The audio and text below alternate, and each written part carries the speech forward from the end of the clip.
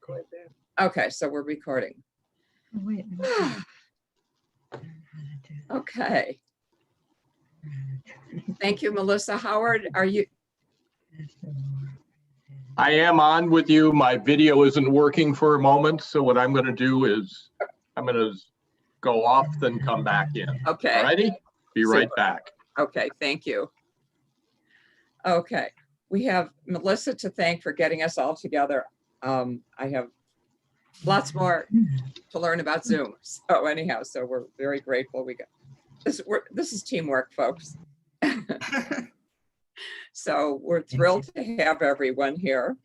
I'm going to, first of all, it's winter solstice, which means it's the longest night of the year, and it's going to be getting brighter. And also because it's the longest night of the year, it's Debbie Wiedinghoff's anniversary. So let's all say, happy anniversary, Debbie. Anniversary, Debbie. Happy anniversary. So we think that's a great time to have everyone all together. And should I just start telling you a little bit about Howard? Because he might be embarrassed when I say that he's known as the rock star of climate change. And he's the executive director and president of the Environmental Law and Policy Center. And I think they're centered in Chicago. There are several regions, but he's the executive director. He served as a counsel for the business and professional people for the public interest. And we know BPI because Merle Gross's son, Adam Gross, was our speaker in August on police accountability. So we've got lots of interconnecting things here. He's also vice chair of the Cook County Forest Preserve Foundation, who's founding chair of Illinois Citizens Utility Board and founding chair of the Midwest Energy Efficiency Alliance. And he teaches at Northwestern University School of Law and the University of Michigan Law School, teaching advanced seminars on energy law and climate change policy. So, and I've sent him the questions that several people asked. And I think we're just waiting for him to get back in. I think, Debbie, do you want to mention your announcements while we're waiting?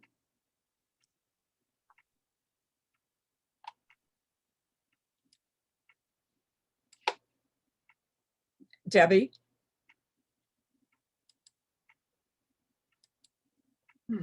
Oh, okay.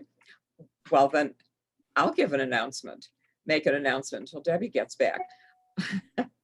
We're going to be, because our city salon is now nationwide, and I know I have friends from California and Massachusetts joining, and several other people have friends from distances too, or if you're a snowbird. So we thought City Salon, if we get back together in person, we'll go back to that. But right now we're going to be changing it to Spotlight, a National Council of Jewish Women salon. And we'll be sending you some information about that, but we're still going to be having the same programs, types of programs that really get into current events and social action issues. So we'll be sending you some information about that as well. So, and let's see where we are here. He's not in the waiting room, is he, Beth? I keep clicking admit all. Here he comes. I just saw him fly by, Okay. maybe. There he is.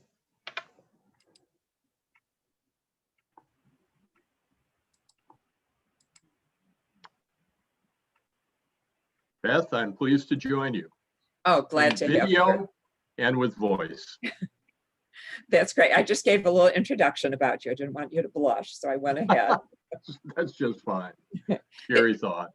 The only thing we don't know, are you a Chicago boy? Pardon me for Are you originally from Chicago? I am.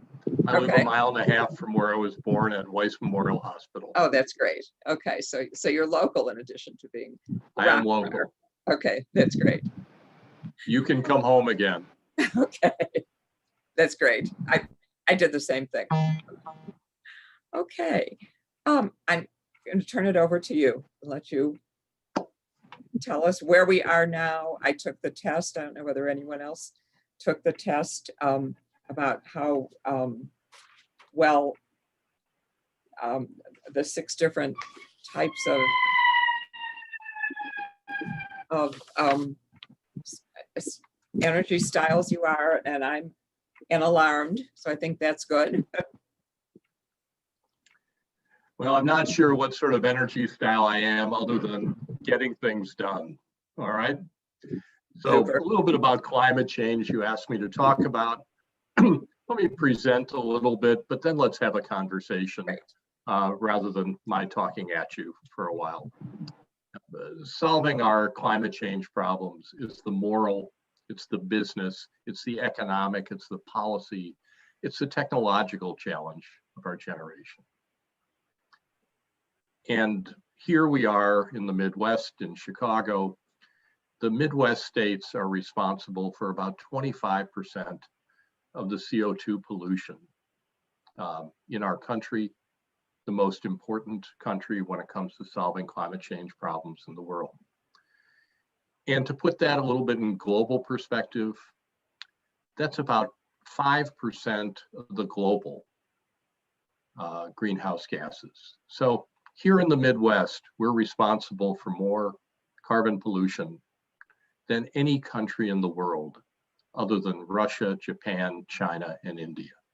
So we're the center of climate change problems in the country that's probably the most important country in the world when it comes to advancing solutions. We're also the center of solutions. You know, we are practical Midwesterners. Midwesterners are really good about getting things done. We still have the largest concentration of old coal plants anywhere in the country, here in the Midwest, but we are rapidly transitioning to clean energy. We have more than 35,000 megawatts of wind power.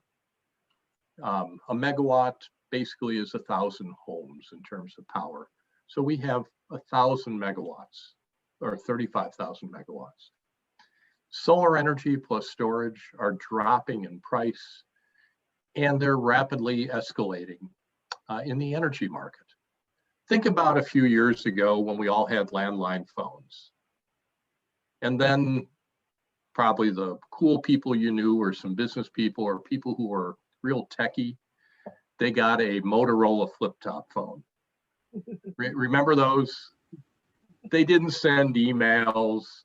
They didn't do text messages. They didn't do all the things that we do with the smartphones that we have. They were good enough to, if you pulled up the antenna, you could make a phone call.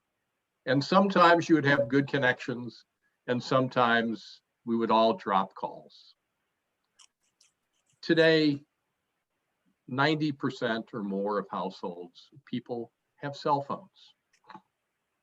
And they're smartphones that are a lot better than those old Motorola flip-top phones. And only about 25% of people have landlines, and that's going down by a lot.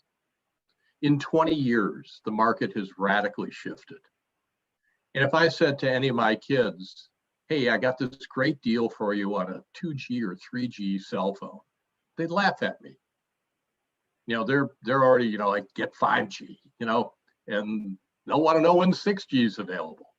The pace of technological change that we've seen in telecommunications is happening just as fast in the electricity world. Solar plus energy storage is rapidly accelerating as the technology improves, the price comes down, and it will transform the electricity sector as much as wireless has done to telecommunications and the ways that we live, the ways we work. I mean, today, almost all of us have smartphones. It's a world of difference than it was 20 years ago, how we do things, even how we take photographs. or how we communicate via Zoom. You know, if 15 years ago I had said, yeah, I'll see you on a Zoom meeting tonight, we would have been out there. You know, this stuff keeps getting better. We are also the center of the nation's transportation system. And why am I talking about energy and transportation when it comes to climate change? Because the electricity sector and the transportation sector are responsible for 70 to 75% of the greenhouse gases in the United States. So you all know who Willie Sutton was. He was a bank robber. Willie Sutton was asked why did he rob banks? His famous answer was, because that's where the money is. Well, if you want to deal with climate change here in the Midwest in the United States, you have to go where the pollution is. It's the electricity and the transportation sector. And it used to be that electricity was the largest. Today, transportation is even more. So think about the Midwest where we live. We're the center of the highways. We're the center of freight rail. O'Hare is the center of aviation when the planes are back up and running and people are taking them. We're the crossroads of America. We're also the manufacturing center of America when it comes to the auto industry and the truck industry and RVs in Elkhart, Indiana. So when it comes to modernizing and making our vehicles far more efficient, the Midwest is the center of where we need to do it. So that's a little bit about what we're responsible for, but the opportunity we have to make a difference. And in the United States, things get done, as we all know, both at the federal level and the state level. And for the last 4 years, we've had a federal administration that's been moving us backwards. President Trump came into office. He had a chance to be a climate leader. Instead, he began his administration by saying, I don't believe in climate science, which is like saying, I don't believe in science, period. Then he said, excuse me, he said, we're going to wipe out climate change action and even stuff on websites from the federal government. Unfortunately, over the last 4 years, Mother Nature didn't take a pause. It's not like while Trump was doing his thing of rolling back 100 environmental laws and standards and so forth, regulations and standards, that climate change sort of took a pause and said, well, let's wait and see if a new administration comes into office. In the same way that we probably missed an absolutely vital 2, 3, maybe 4 months with the current administration effectively dealing with COVID-19. And as a result, literally hundreds of thousands of people will unnecessarily die. When it comes to climate change, we're 4 years behind where we should be right now. Now, the states have stepped up, and there are things happening in the states, and there are things happening in the power markets. Even though the Trump administration said we're not going to do anything on climate change, it's not like people in the national labs weren't trying to make solar panels more efficient. And in the private sector, solar panels, the technology is getting better. In the same way that cell phones went from 1G to 2G to 3G to 4G and now to 5G, we're seeing the same thing happen with solar panels become 1 to 2% more efficient every year in converting sunlight into electricity. Solar storage, energy storage, batteries getting much better. Electric vehicles, heck, 3 years ago, if you wanted to buy an electric vehicle, your choice was really one of 3 in America. Chevy Volt, which has a range of about 35 miles per charge. Nissan is manufacturing a car that has maybe a little bit more. And Tesla was manufacturing its Roadster, very expensive, very cool car, but not the sort of car that most people are going to plop down $90,000 to $100,000 for and drive around the neighborhood in Chicago. Today, almost all the major automakers are accelerating into electric vehicles. Batteries are getting better. GM has come out with the Bolt and Mary Barra, their CEO, has said electric vehicles are their future. Ford is saying we're going to be better than GM at electric vehicles. Tesla is booming. If you bought Tesla stock a year ago, make a larger contribution and appreciated stock to the National Conference of Jewish Women before the end of the year and get yourself a nice write-off. You've done very, very, very well. Yeah, and we're seeing the market move. It's going to be slow. It's not going to happen tomorrow, but we're going to see more CTA buses that are electric.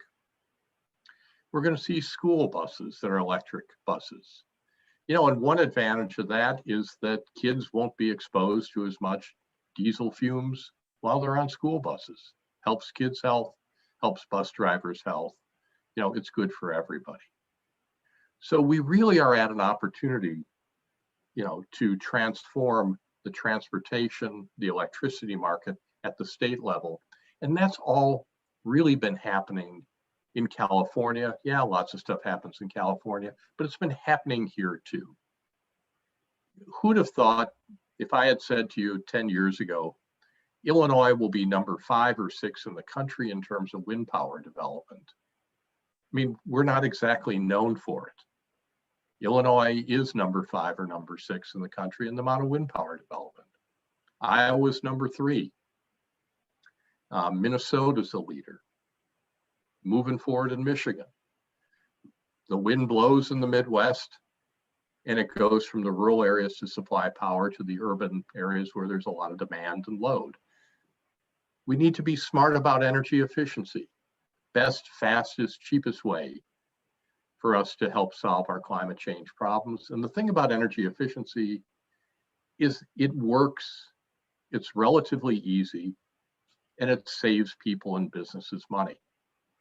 I mean, in terms of how easy is it to do energy efficiency, you know, the number one saving for all of you in your homes, let alone businesses, is to use LED bulbs. LED bulbs compared to incandescent bulbs are 90 to 95% more efficient. They last longer, which means you have to change them less. You save money. And I think most of us have the technological ability to unscrew an incandescent bulb and screw in an LED bulb. And again, 5 years, 8 years ago, if you wanted an LED bulb, they probably cost 15, 18 bucks, and they were sort of on the back shelf over at Ace Hardware. Today, that's pretty much all you see. And just the switch to LEDs tends to reduce electricity demand across the Chicago region by about 3%. That's a lot of carbon savings. You know, and you look at then what happens with commercial office buildings and businesses focused on their bottom line. More efficient pumps and motors, more efficient air conditioners, refrigerators. If you buy a new refrigerator today, any refrigerator you buy will be more energy efficient than the one you're replacing. It's not just, hey, Howard, you're green environmentalist, you're going and you're buying the super duper efficient refrigerator. Virtually any refrigerator that you were to buy at Best Buy, Apt, wherever you go, will be much more energy efficient than the one you're replacing. You'd have no reason to know this, but in terms of people's homes, the number one electricity use is air conditioning. Except if you're in a lakeshore high-rise building that's all electric, it might be heating at night. But for most people, number one is air conditioning. Number two is refrigeration. Simply put, your refrigerator runs 24/7. Refrigerators tend to turn over on average every 10 to 11 years. So that means there's about 10% of the refrigerators that are turning over every year. And what's coming in is much more energy efficient. Lighting, we just talked about. So virtually every appliance you buy has a little sticker that says Energy Star and so forth. It's more efficient. So energy efficiency, best, fastest, cheapest solution to climate change, saves people and businesses money on their bills, keeps money in the local community, creates jobs. I mean, it's a win-win-win. So we're seeing that happen, not just in California, but here in Illinois, other places in the Midwest. And now we have a big change. The Biden administration coming in is a breath of fresh air when it comes to seriousness about climate change solutions. Lord knows what we would have done on climate change had President Trump been reelected and had another 4 years to do nothing or worse. President-elect Biden has appointed a team, a climate team he's announced the last few days. I know some of these folks. They are talented, dedicated, smart. And the president has said he has 4 priorities: COVID-19, climate change, systemic racism, and the economy. So he's bringing in a team of people who are dedicated and very good, including folks like Gina McCarthy, John Kerry, Jennifer Granholm at Department of Energy, Michael Reagan at EPA, Tom Vilsack at the Department of Agriculture, Brenda Mallory over at the Council on Environmental Quality. These are really talented, good people, and he's given them a mission, which is let's get the whole federal government, not just EPA, not just the Department of Energy. Let's look at the Department of Agriculture and the other agencies, Department of Transportation, where Pete Buttigieg is going in, and they're going to be very bullish. And the idea is to channel the whole federal government to focus on climate solutions. So day one, President-elect Biden has said he'll put the United States back in the Paris Climate Accord. We are literally the only one of 100 and I think it's 87 nations that are not part of the Paris Climate Accord. For the United States to be a global leader, how in the heck can we not do that? He'll do it day one. More fundamentally, it will be a lot of not one single magic bullet, but different agencies combining their resources to really focus and do what needs to be done to help solve our climate change problems, which is the moral, the business, the economic, the political, the policy, the technological challenge of our generation. So I'm pretty excited right now. This would have been a very different talk had things played out differently over the last month and a half, but it's a breath of fresh air with the Biden administration. And we will be working very closely with the people he's bringing in to help them succeed. There's a press release that's going to be sent out this evening or tomorrow morning, the statement of 25 environmental CEOs, and I'm proud to be a part of that.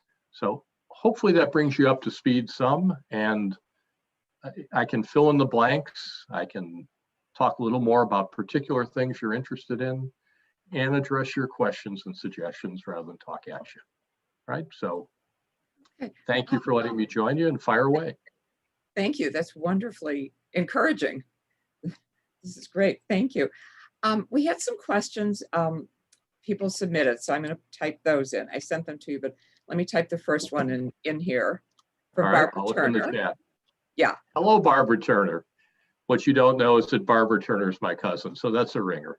Hi, Howard. Hey, Barbara. Good to see you. I have to, there you go. Okay. Are some types of clean energy more cost effective and practical? Yeah, energy efficiency, best, fastest, cheapest. You heard it from me. In terms of wind power, it's locational. So first of all, you're not going to put a wind turbine in the middle of the north side of Chicago or the middle of the south side of Chicago. On the other hand, we have large open areas in the Midwest with farmland that has thousands of acres where you can put a big wind turbine up, produce electricity, and it's good for the farmer's income, leases land. You can still do corn and soy around it. It's good for the local schools and everybody who get property tax revenues from it. And it's good in terms of clean energy. Solar works during the day, wind runs mostly at night. I wish we had solar panels on our home in Edgewater. We don't, because we got a bunch of really big maple and elm trees around it. Our roof is just a house built in 1906, and it's not designed for solar panels. We own some land up in Wisconsin. We have 48 solar panels on the land. So for solar, you got to put it in a place where there's good access to the sun. Players for wind power, for solar power. So hopefully, Barbara, that answers what you were asking. I'm just trying to scroll back. What do I think of Michael Reagan for the EPA director? I don't know him very well. I know Gina McCarthy. I think she'll be absolutely terrific. Secretary Kerry will be terrific. Governor Granholm is just super. I just don't know Mr. Reagan at all. He was for those of you who don't know, he was the head of the state EPA in North Carolina, or I guess he still is the head of the EPA, the North Carolina Department of Environmental Quality. And I just don't do a lot of work in North Carolina where I've come across him. I have a question from Joan Fragan. Okay. I'd be interested in hearing updates about what is currently being done in other countries, especially Germany, where they already have been far ahead of us.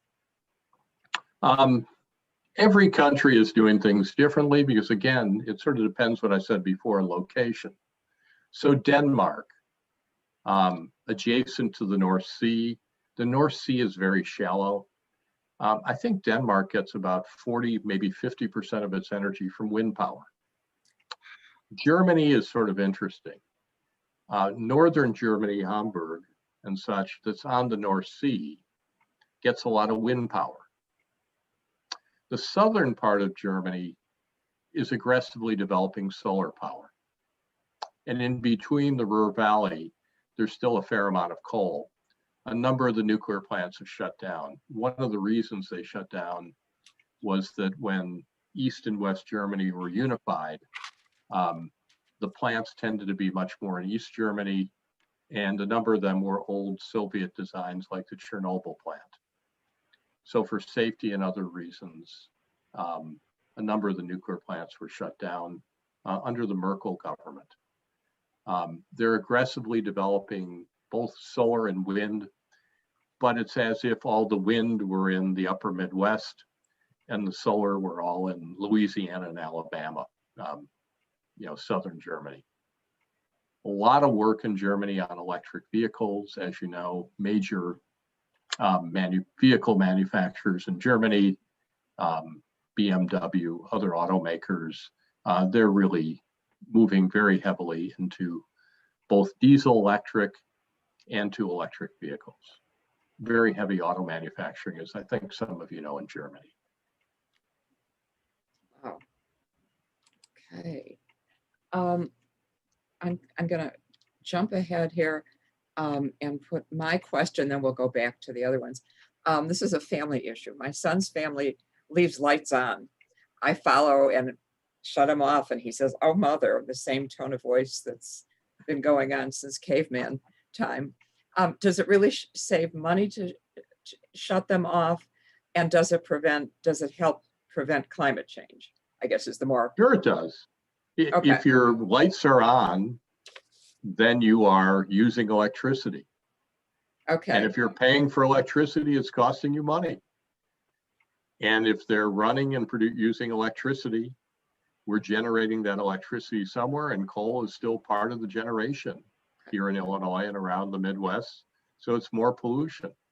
So wholly apart from climate change, I get the idea of leaving a safety light on. All right, maybe you leave your back door light on or something for safety. Be sure to put an LED in there. It uses less electricity.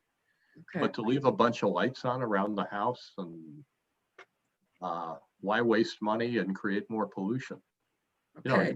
Different people have different safety concerns, and I don't want to tell somebody, if you're worried about tripping and falling somewhere, you shouldn't leave a light on.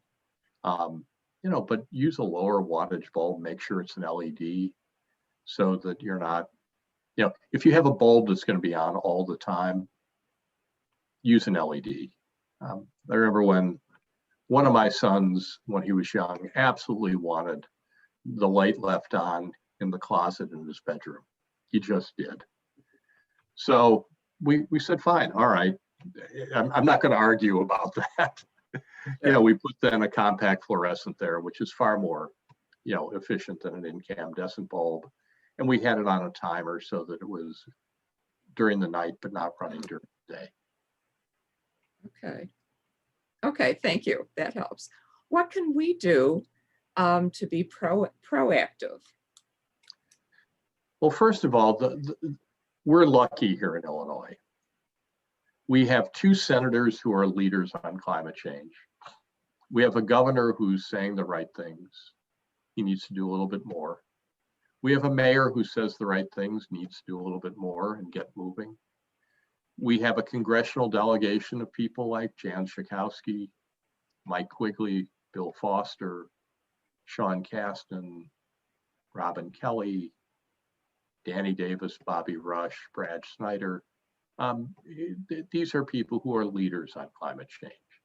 So unlike if you live somewhere else and maybe you have somebody who's good, like in Wisconsin, Tammy Baldwin, and Ron Johnson, who isn't, you know, it's hard to say to you, you've got to send a letter to Senator so-and-so and say, please support something. But first of all, it is always good when elected officials hear from you. Dick Durbin, Tammy Duckworth absolutely know that climate change is important. They're leaders, they don't need to be persuaded, but they hear from their constituents on lots of issues. Let them hear from you when you communicate with them. Secondly, if you're city residents, I have a lot of respect for Mayor Lightfoot. I know her, I like her. I don't think she views climate change as being one of her top 3 or 4 issues. And I'm not saying that critically. Every elected official has his set of priorities. And for certain members, like say Sean Casten, if you ask Sean Casten, some of you may know him, representative in DuPage County, you know, Sean would almost tell you his leading issues are climate change, and climate change.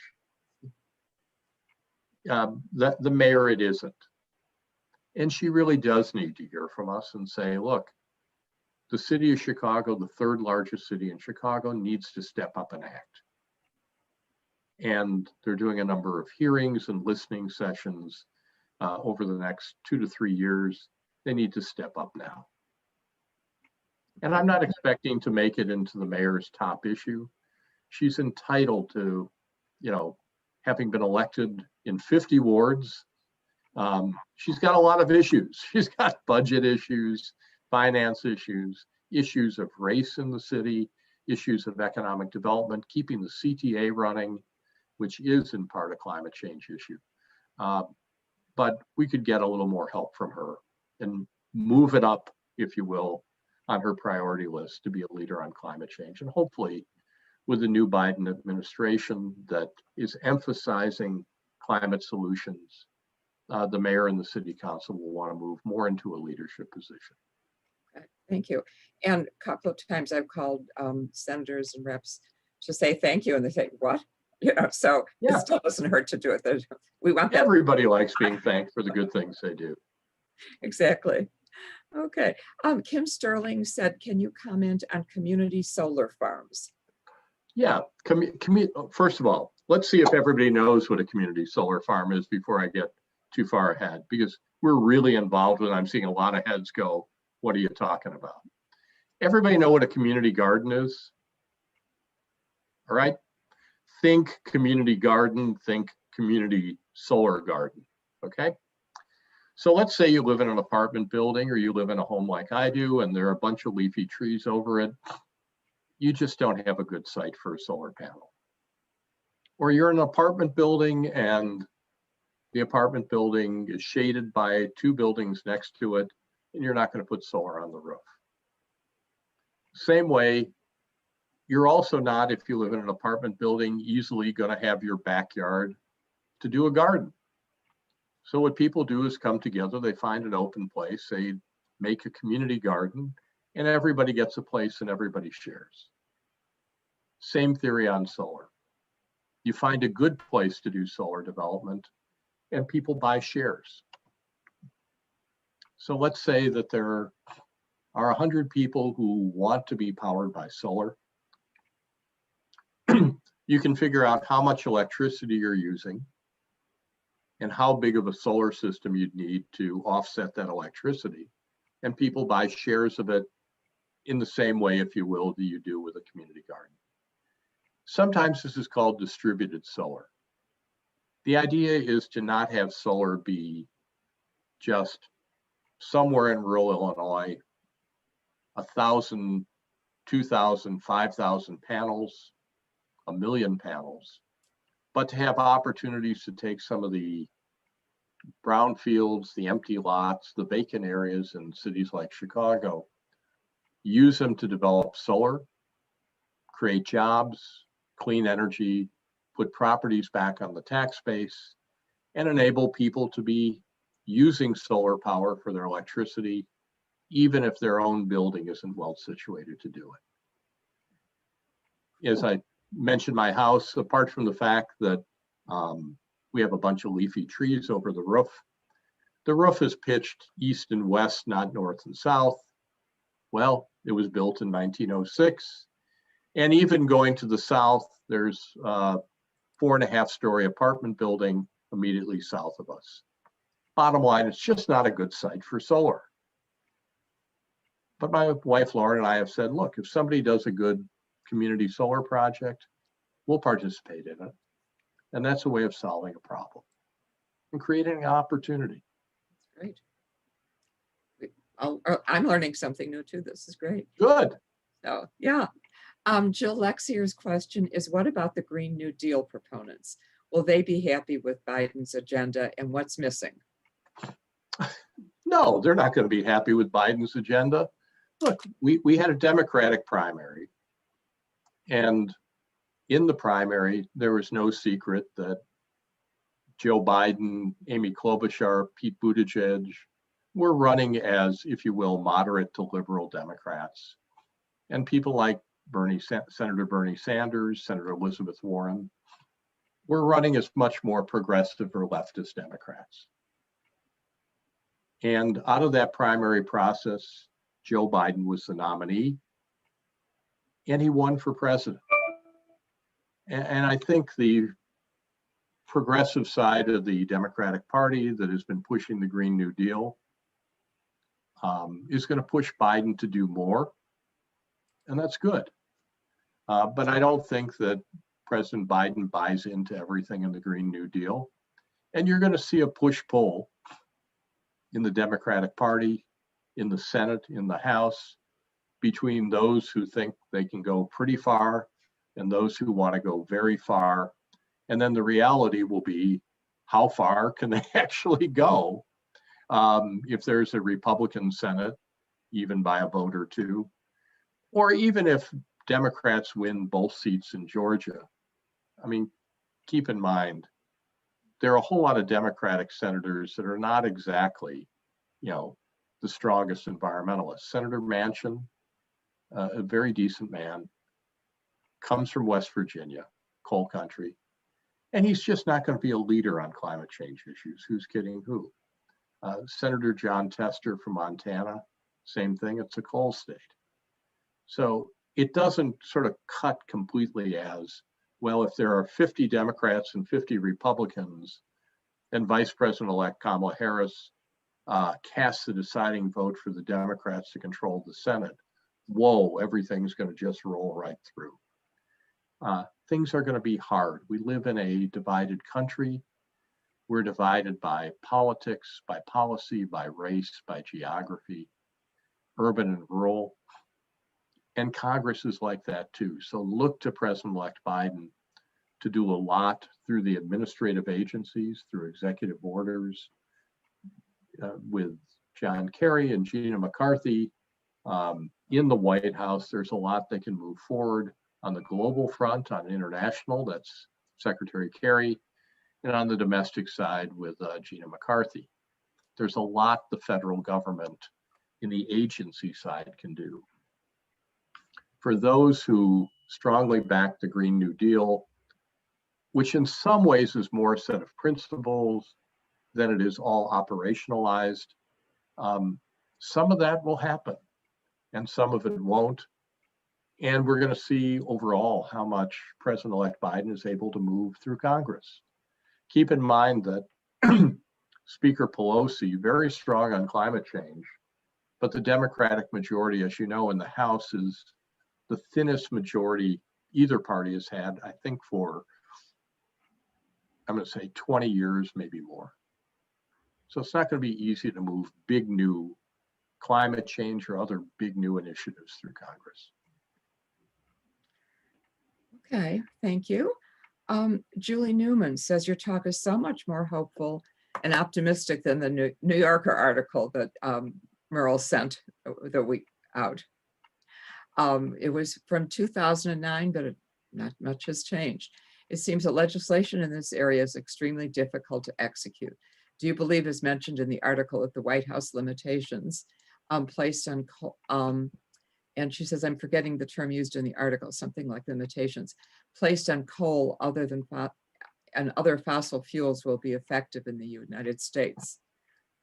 Well, first of all, look what's happening with coal. I mean, virtually almost every major coal mining company in the United States, you know, all the big ones, Peabody, Arch, et cetera, they've all gone bankrupt. Coal plants are shutting down because they're not economic. The fact of the matter is, you know, Vistra, which owns all the coal plants in central and southern Illinois, or almost all of them, has said they're going to be shutting them all down. It's because they're not making money. Solar plus storage, wind, natural gas, energy efficiency, nuclear are all cheaper to operate and run than coal.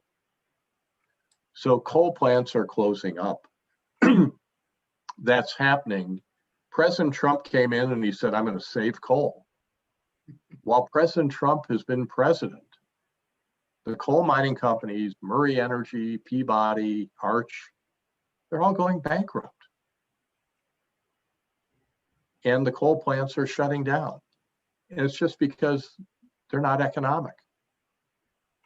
So utilities aren't buying the power, and companies that have choices are making economic choices to invest in more cost-effective technology.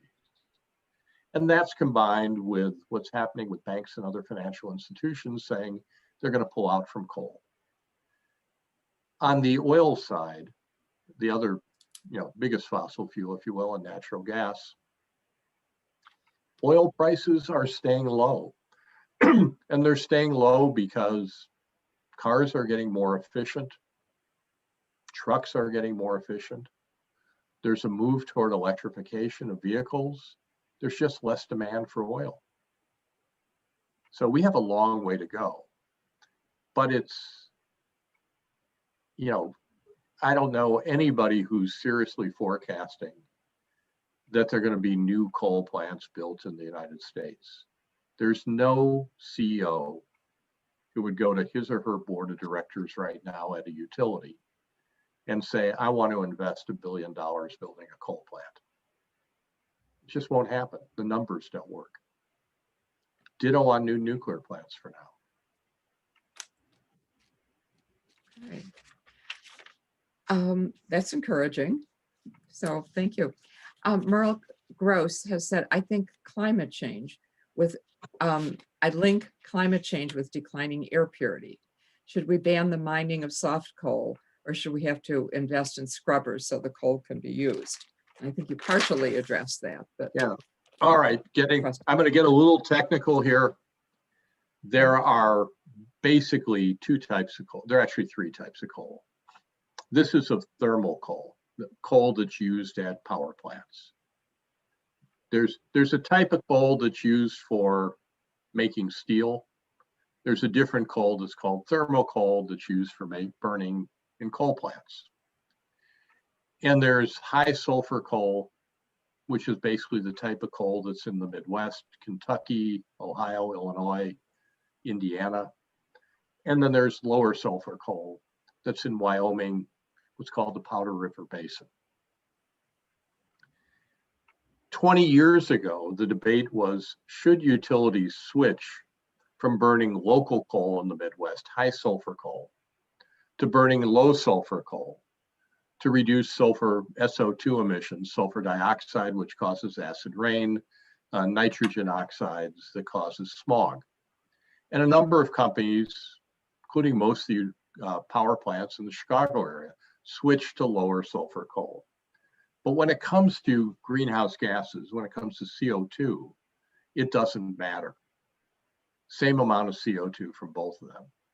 But the fundamentals are, the coal mining companies are going bankrupt because so much less coal is being burned. And that's because the coal plants are getting outcompeted by natural gas and by wind and by solar and by energy efficiency. It's economics and natural gas, nuclear, wind, solar, energy efficiency. So as long as you have coal being priced above market, there's very little President Trump was able to do to switch that. And that market is really pretty much working right now. We're going to have less coal plants. Within 5 years or so, there will be very, very few coal plants still running in Illinois, unless things change radically. Again, think to the landline phone analogy. If we had been here 20 years ago and I had said, you know what, these newfangled flip-top phones, they're going to be so much better. You won't believe it. They're going to be really fast. You can take photos with them. You can send emails. Everybody's going to have one in their pocket or their purse or their bag. And it's going to be able to do text messages and all this cool stuff. And it's going to operate like this. And you can send a photograph to your family member in California in a snap. It'll be like a mini computer, and it won't weigh much, and it looks like this. And most of you won't have landline phones. And you would probably have said, well, that's pretty forward-looking, Howard. That's pretty ambitious. That's the world we've seen. It's happened. We've all watched that happen in telecommunications. And we're in the middle of watching that happen right now. The electricity sector is just fundamentally transforming. And there's nobody who's investing in coal mine company stocks right now with any sense that they're going to be booming in the future. They're going bankrupt. Peabody, the largest coal company in the US, the largest private coal company in the world, went bankrupt once 3-4 years ago, and it's going bankrupt again. Arch was number 2, same thing. Murray Energy, same thing. And they're going bankrupt because the numbers don't work. Merle, thank you. That's encouraging for clean energy.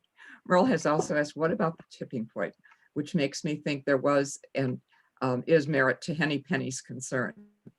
And the good introduction. How threatened are we by rising waters, rising temperatures, and declining land mass? All of the above. I mean, okay. Look at what's happening with Lake Michigan that we're seeing. The scientists are telling us that what we are seeing due to climate change is much more extreme weather events. Changing water levels, sometimes much higher, occasionally lower. We've all seen that on Lake Michigan. More extreme tornadoes, hurricanes, derechos in Iowa. This is the new weather reality. We're seeing it happen. I mean, I wish it weren't so, but it's happening. And the difficulty is this one is really hard for us to change alone. We can't. From a climate perspective, from the atmosphere, it doesn't matter whether carbon dioxide molecules come from Indiana or India or Indonesia. It has the same effect on the atmosphere. So in the same way with regard to COVID, we're all in this together. when it comes to solving global climate change problems, we're all in this together.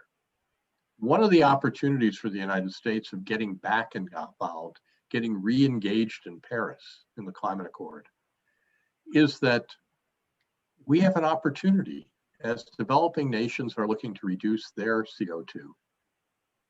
We produce the technologies that can help solve their problems. We're manufacturing efficient cars. Let's get them out there. Let's be leaders.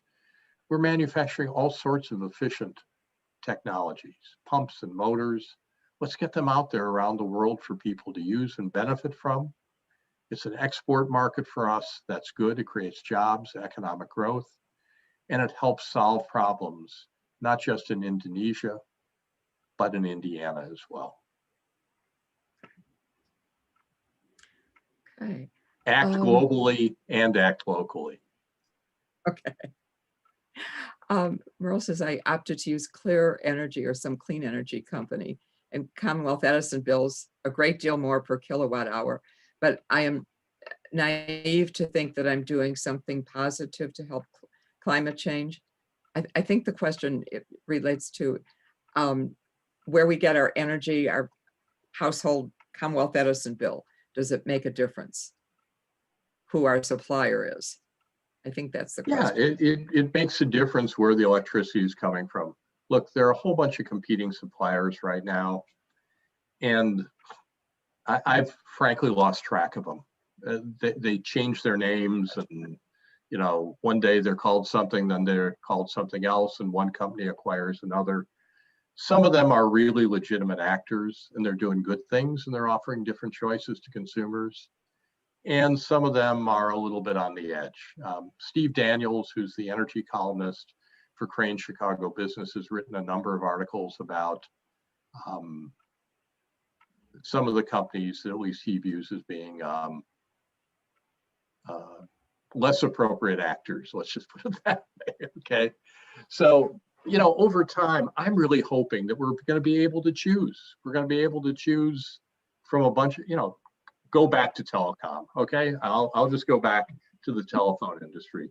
I will bet if we surveyed you, some of you would have an AT&T phone, some of you would use wireless through Sprint, I guess it's merging now. Some would be T-Mobile, some would be Verizon, some might be US Cellular, and there are probably a couple others.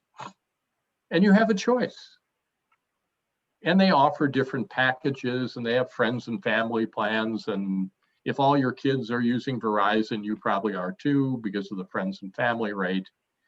In a different pre-COVID world, if you travel in Europe a lot, T-Mobile tends to work better there than some of the other services. A friend of mine who does a lot of international travel swears by T-Mobile. I think it's owned by Deutsche Telekom, so it tends to work very well on the continent. But you have a choice, and they're pitching you for offers the same way you have a choice with cable TV. I hope we're going to see, as the market shakes out, some much better choices for people. So it's not ComEd or some company you don't really know, but you're going to have choices, not 200 choices, but like in the wireless telecom, there are 4, 5, 6, maybe 7 providers, and that competition is good. It holds down rates, and it gives people good opportunities. Super, thank you. Comment from Judith Maisel. The irony of the moment is that the pandemic is not as devastating when in an outdoor environment, pollution and all. So it's interesting. There, if you want to find silver linings under any dark cloud, the fact of the matter is, with the economy being in the shape it is right now, there's a certain amount of businesses that are shut down and so forth. There are less people driving and less trucks, and well, there are probably more trucks. But overall, there's less pollution, and there, all those pictures of Los Angeles and other places that used to look really polluted and now look a little bit less polluted. Right. So, silver lining, right? Yeah, I mean, why not? Now we're at like 7:58. We've got It says 15 more questions. I don't, some of them have been answered. Can we do the Um, rapid like speed dating round or something? Okay. Yeah, Beth, you're moderating. Fire away, and I'll try to do really quick answers. How's that? Okay. Okay. And greetings What to about, Nina Human, who I haven't seen in 500 years. okay. How are you? What about I was looking at winter? it like, okay. It's been a while. Nice to see you, Howard. Good to see you. We'll talk offline, maybe. Deal, you're on. Oh, what about wind turbines in Lake Michigan? You know, a lot of talk. I don't think it's going to happen much. And the reasons are, it's about 3 times more expensive to do offshore wind in the lake than it is to do it on land. Okay. And to build them, you have to go a ways out. And as we all know, the oceans are salt. They don't freeze as much. Lake Michigan freezes. I think you're going to see some experimental R&D projects, but I think it's going to be a long time before you have lots of wind turbines in Lake Michigan. Okay. I'm going to, let's see, we have a question about clean energy, and Stacy attended the CUB webinar that, clean providers, I think, are no better than ComEd. And I think you addressed that. It depends on the supplier. Some of them are good, some aren't. I'm not the Better Business Bureau. Okay. Jill Lexier says, what about the health of the Great Lakes? What's the biggest threat to the Great Lakes? Hey, some great news for the Great Lakes. The Senate just passed increased funding for the Great Lakes Restoration Initiative. This is the big Obama-era program.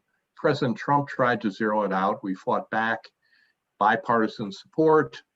Money got restored, $300 million every year to do work restoring the Great Lakes, keep Asian carp out of the lake, deal with toxic algae blooms, wetlands restoration, clean up some toxic sites, and so forth. Congress now has put $375 million in this fiscal year and ramping up to $475 million between now and fiscal year 2026, moving up $25 million a year. That's great news. Senator Durbin, Senator Duckworth, Senator Stabenow of Michigan, Senator Gary Peters of Michigan, Senator Portman, Republican of Ohio, has been very supportive. It's really been bipartisan. The fact of the matter is, when it comes to the Great Lakes, it's where we live, work, and play. And, it's people love the Great Lakes. It's not, I was going to say it's bipartisan, it's nonpartisan. Okay. And my own note, follow Howard on Twitter. He's always letting people know about things like this, because I Follow knew me on about Twitter, this. Howard ELPC, at Right. Howard, Edward, Larry, Peter, Charlie, ELPC, Environmental Law and Policy Center. Lots of good information. We try to keep it coming. Okay. Is household recycling effective? In Chicago, it hasn't been working. It just hasn't been. Okay. And that's not a blaming Mayor Lightfoot. It didn't work well from Mayor Emanuel, Mayor Daley. There are other cities that have really cracked the recycling code and are making it work well. We're behind on that. We just are. Okay. We got to do better. Should we be concerned with the current makeup of the Supreme Court? Heck yeah. Yeah. Tell me what issue you're concerned about. Look, the Supreme Court is the most right-wing ideological turn that it's taken since the 1930s, when FDR's famous attempt to add justices to the court led to the switch in time, save 9, as the court sort of moved off some of its less ideological places. I teach at 2 law schools. I teach at Michigan and I teach at Northwestern, and actually practice law and write legal briefs and do that stuff. I teach environmental constitutionalism at Michigan and Northwestern. This is a court that is extraordinarily ideological, and it's a court that's going to create great problems in terms of the environment, civil liberties, immigration, a number of the issues that National Council of Jewish Women and people who tend to be environmentalists and more progressive care deeply about. Chief Justice Roberts is a principled, extraordinarily smart Chief Justice. He's also very conservative. And the notion that he's currently probably the sixth most conservative justice right now gives you some idea of how the court has radically shifted with the Trump appointments. I'll digress only because it's a little bit of fun.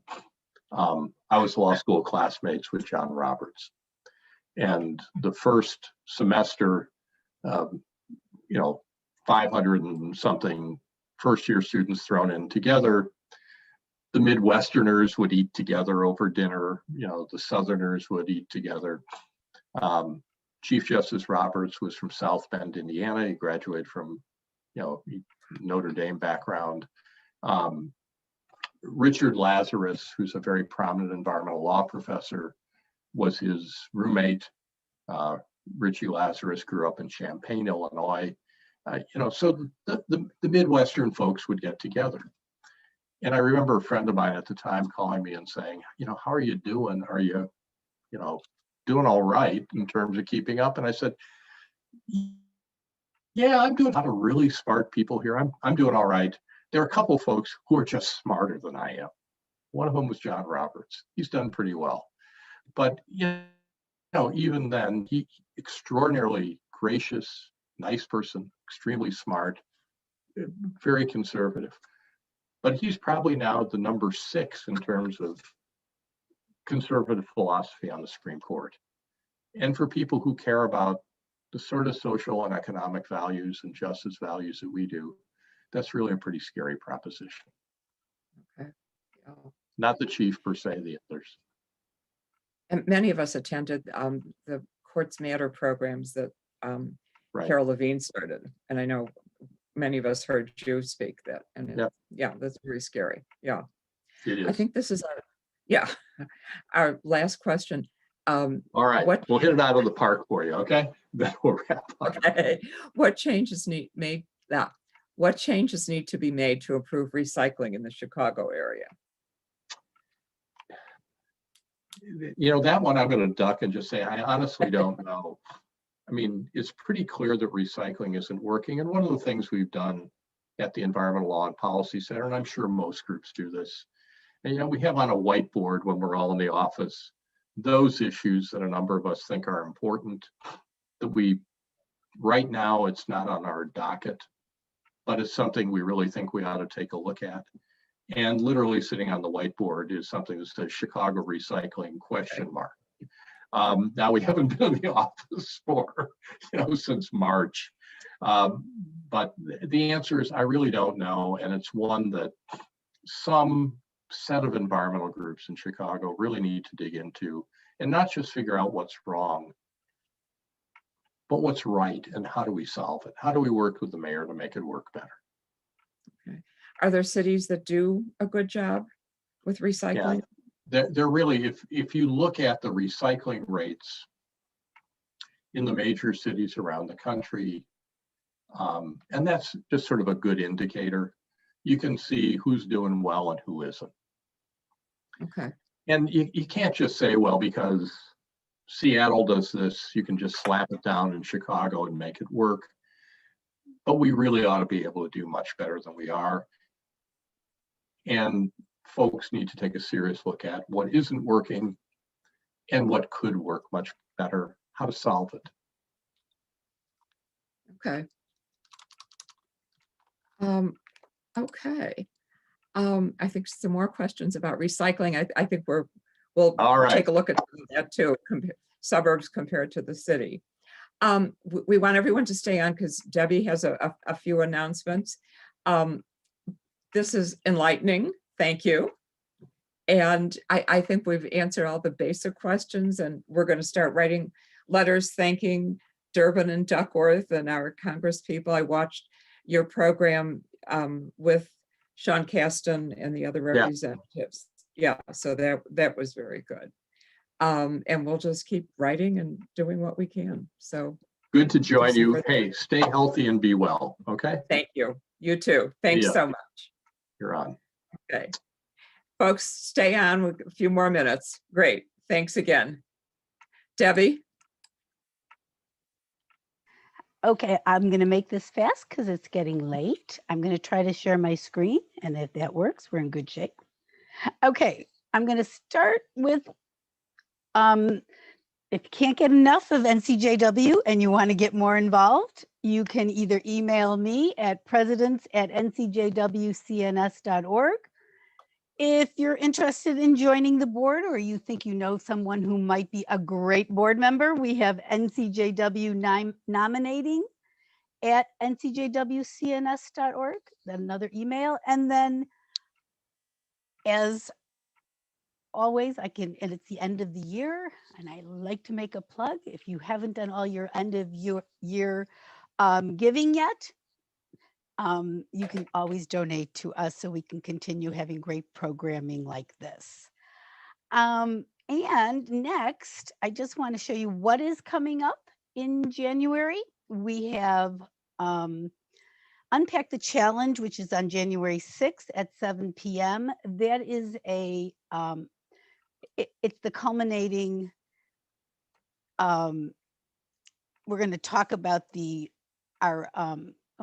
I always forget the name of it. The 18-week challenge, Anti-Racism is a Verb, which has been going on for 18 weeks. And there's been podcasts and videos. You can still find all of those on our website. But we're going to talk about everything in general and see where we go next on racial justice. On January 6th. January 14th is Sex Trafficking, Facts and Fiction. It's part of our Jewish community against sex trafficking. And then on January 20th, it's the Suburban Salon, and it's mending relationships across the political divide. And I liked their little tag, so I'm going to read it. Unblocking friends and family who disagree with my politics. My New Year's resolution is to rebuild relationships. And so that's what they're going to be talking about. So I thought so that comes up on January 20th. January 25th is Housing 101, Fair Housing and Affordable Housing. And I think Beth might talk more about that in a moment. And you can register for all these events at ncjwcns.org/events/. So that's everything that's coming up in January. So I hope to see everyone at other events. And again, just contact me. I'm happy to talk with anyone who's interested in getting more involved in our section. So thanks. And thank you, Beth. Thanks a lot. Thank you, Debbie. Yeah, for the next Spotlight, because we're changing our name from City Salon to Spotlight of National Council of Jewish Women Salon. And the first one of 2021 will be about housing. And Rebecca Janowitz has been working in the city for many years, and one of her major areas of expertise is getting housing and how it's working and how it's not working. So we'll have a lot of questions, review with starting what happened with Getro. And so I have to do some background check on that. So it'll be very interesting, and just asking her what could she talk about was sort of eye-opening to me. So I think it'll be another great discussion. And I think that's it. So you'll be looking for new heading for us and continued great programming. Thanks So for a got great some real night, exciting. Beth. It was terrific. It was a great Oh, program. thanks to Beth. everyone. Thanks, Beth. Bye-bye. And thanks to Carol Levine for making it easy for me to call up Howard and say, can you talk with us? He said, sure, for NCJW, sure. Yeah. So thank you all so much. Happy New Year. And we'll see you all in January. Thank you. Thank you. Bye. Thank you. This was great. And I think he's related to everyone, right? Which is great. It's 7 degrees of separation, Yeah. Oh, exactly. maybe only 5. Thanks, Beth. Exactly. Thank you all. I'm going to wait until everyone signs off and then I'm going to. Yeah, Turn I off the could record. not connect because there was something wrong with our router. And my granddaughters had joined and then they couldn't find me. And so they Oh. left. Oh, I think Molly Molly was was on. on. Yeah. Yeah. Maybe I'll be able to send her the recording. Okay, the link. It might not be available until next week when Melissa gets back, but it will be available. Okay, whenever. Hi, Marty. Hi, Mary. Hi, Harriet. Thank you all. Thank you. Thank you. It's terrific. I don't know how to leave that one.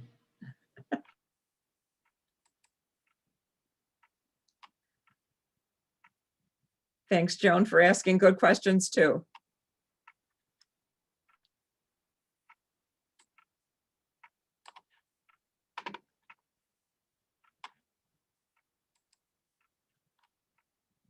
Hello again, Jill. Hi, great job. That was really good. Yeah. Oh, I knew that he'd be Yeah. terrific. very, So very I'm just thrilled. Yeah. good. Yeah. Yeah. And he's optimistic and Yes. which is great. That was. It's like, oh yeah, we can help with this. Yeah, that was very Um, exciting. Yeah. And Yeah.